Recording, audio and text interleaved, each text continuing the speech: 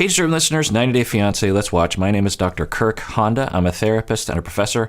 As I always say, everything I say in reaction is completely speculative based on very little information. Keep that in mind. Let's watch. Bitch. You say not to your ex of me. Why were you sharing something so personal? Speak. That is definitely not something I should have done, but I put it in her face how hot my new girlfriend is. I mean, I get the angle of trying to convince. He's like, look, it's a good thing. I was like bragging about you.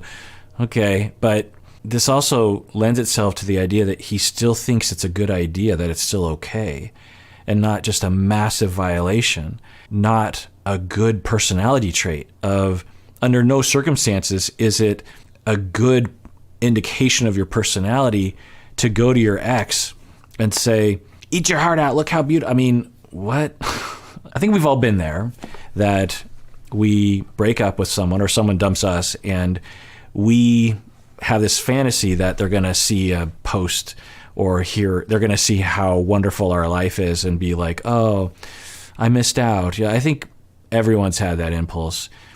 So I guess, but the fact that the way he did it, I mean, yikes. You did things behind my back, and I was here napping, and you two were texting. You made me look like the crazy, explosive Latina that for no sense. I have such a good memory. That was a joke. Oh, That wasn't true. I'm laughing out loud. That was a joke? What does he mean? What kind of a joke?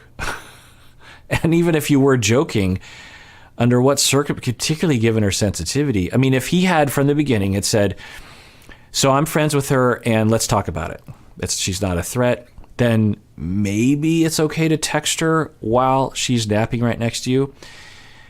You know, on that level, fine. But the way he was talking about her, you know, just ridiculing her.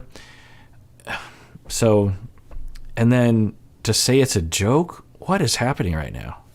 It's a joke. Yeah. You're so funny. Excellent. That was a joke. You are depressed and you're sick. I need to move into a new room.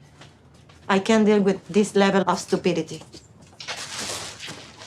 I get her anger. You just have to wonder. I wish someone would sit him down and be like, dude, what was going through your head?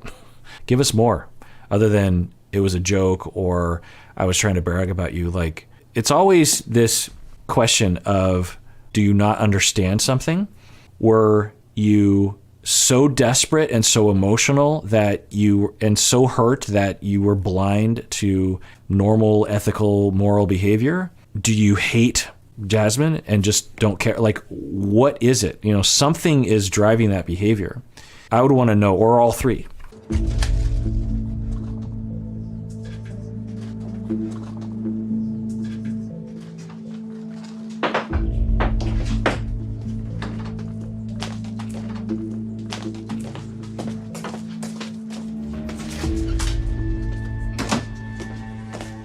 I mean, I feel really bad for Jasmine in this moment. And that's a memeable moment right there, is it not?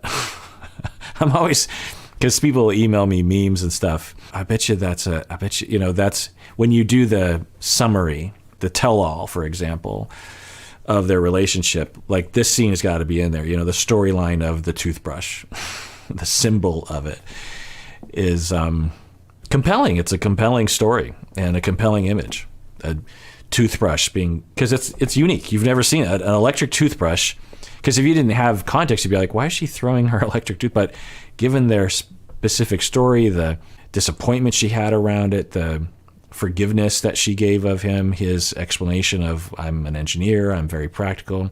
And by the way, many engineers were saying, look, I'm an engineer and I know not to do stuff like that. I'm not stupid, you know? So it's not like saying, well, I'm an engineer, I have no emotional intelligence. You know, that doesn't make a lot of sense. But that's a compelling image right there. I just saw the messages. Not only that he betrayed my trust by texting my naked pictures to his ex-girlfriend, but his messages with his ex revealed a part of Gino that I just find disgusting. Yeah, I don't blame her for that at all. If I was in her shoes, I would probably feel similar. It'd be disgusting. It'd be repulsive. Like, what? You're capable. It wasn't just one thing. It was several things that he was doing that indicate something about his personality that would be pretty repulsive. Yeah. There were also some other screen grabs that she sent me from a few years ago, where Gino was talking about paying for sugar babies. Well, your ex have messages. Not true. No. And why did you texted her? I'm giving my SBS sugar babies $250. Sex work, under some circumstances, is an ethical arrangement between two consenting adults that are not being harmed by the process. I don't know. That's what it sounds like to me. Because when I think of sugar baby and sugar daddy, I think long-term relationship, like a trophy wife. They'll talk about that. But what that is, $250 per meet. That's not usually what I think of as a sugar daddy. That's a John, that's a customer, paying customer for sex work, Is it less stigmatized to talk about sugar babies than to talk about sex workers? There are situations where sex work is absolutely exploitative and there's, human trafficking. So, we all understand that. Give me a break. I was not dealing with any sugar babies when I was talking to you. This was a long time. I don't give a No, I'm saying... I never thought of you as this depressing man that get old and have to pay for sex and company. I'm not interested in a man like that. Okay. But, people do, regardless of gender, for sex and for company. Again, under the best of circumstances, it's an ethical arrangement between consenting adults, and it's a win-win. Some people, they're not made for it. It's a thing that you have to, it has to agree with your constitution. But I think she's absolutely entitled to the hurt and anger regarding the texting with his ex or whoever he was texting with. But I don't know about getting into this topic of his previous sex work customership. So I wanted to try something different. Sugar baby. Did you pay girls to go on dates? A couple of times, but it was dinner dates. So you just paid for dinner or you paid them? I paid then. We don't know. He's lied before, so maybe he's lying now. But it's not uncommon for people to pay for... So maybe that's what he means by SB. It's not a sex worker. It's a companion, paid for companion. And this is something that is common around the world. And for some people, they're like, what? Like, you're going to pay someone just to go to dinner with them? Why? Well, when you're lonely and you just want some companionship, you want someone to talk to, then sometimes it's totally worth it to you to pay $250 to have someone for a couple hours that you could just spend time with. And of course, optimally, you have cultivated relationships that have that. But given his life or his personality, maybe he moves around a lot, it's hard for him, I don't know, that sometimes, it's worth it. So, there are people who pay for, they're professional cuddlers where you pay for cuddling. Therapy is not that much different from that, right? That, the way that I frame it as a therapist, I'm not a professional friend, but I am a professional corrective experience relationship. I am a professional that you hire. And for some clients, it's not always the case, but for many clients, I am there, I'm paid, but I am there to be someone who can be trustworthy, someone that they can depend on, someone that can show them that they're lovable. That's kind of what you're looking for when you're looking at a friend. So it's not a bad impulse. It's not a bad arrangement. It could be good. So that's what he's claiming. And again, that doesn't justify him lying. It doesn't justify him sending nudes of his current partner to his ex-partners. It doesn't justify him ridiculing Jasmine to his ex-partners while she's taking a nap. Like, all that is absolutely wrong. The couple of dinner dates that I went on, I kind of realized that this wasn't a very good way for me to find true love. But clearly, Jasmine has the wrong impression of me from those texts.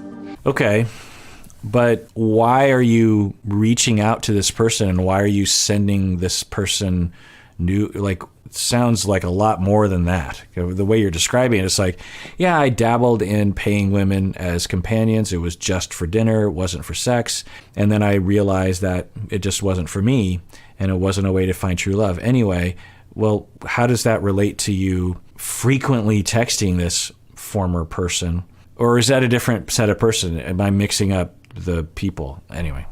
I will get a sugar daddy that is the sugar daddy of the sugar daddies, not a crazy old man, long and depressing from Michigan. Give me a break.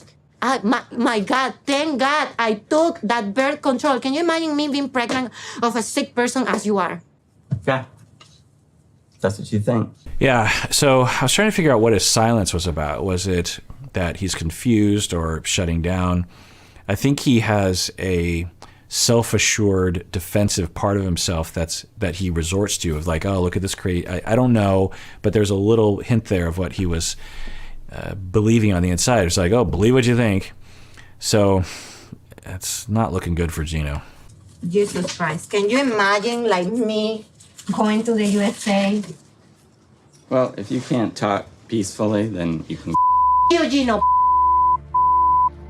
Your damn life. I hate you. Liar. I hate you because you broke my heart. Yeah, previously with Jasmine, there was this reactivity that didn't seem to make a lot of sense. I guess in context with what we found out, though, it kind of does make sense that she would be so sensitive to his former partners, right? But she didn't know that at the time, and neither did we. So in those previous times, it seemed based on past traumas. This time, I'm sure that's also a part of it, but I think her reactivity is completely commensurate with what happened. I mean, it's just awful to think about what he did. At the end, the good ones always succeed. Believe it or not. My time will come.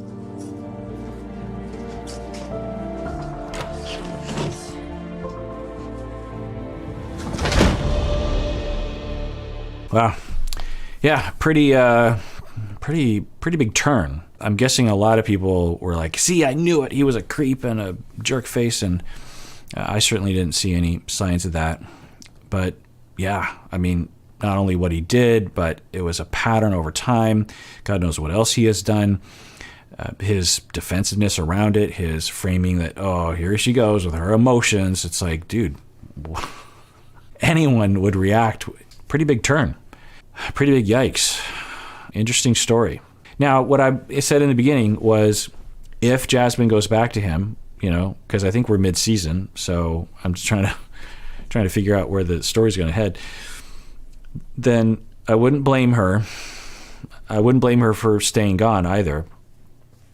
Absolutely. You know, it's a indication of a personality that maybe you don't want to deal with. But at the same time, she goes back, which I wouldn't be surprised, because these things, you know, can be messy, even if it's just temporary. Then, okay, you know, she wants to get him to figure out what he did wrong, and so he won't do it again. I don't know. I guess we'll find out. And everyone out there, please take care of yourself, because you deserve it. You really, really do.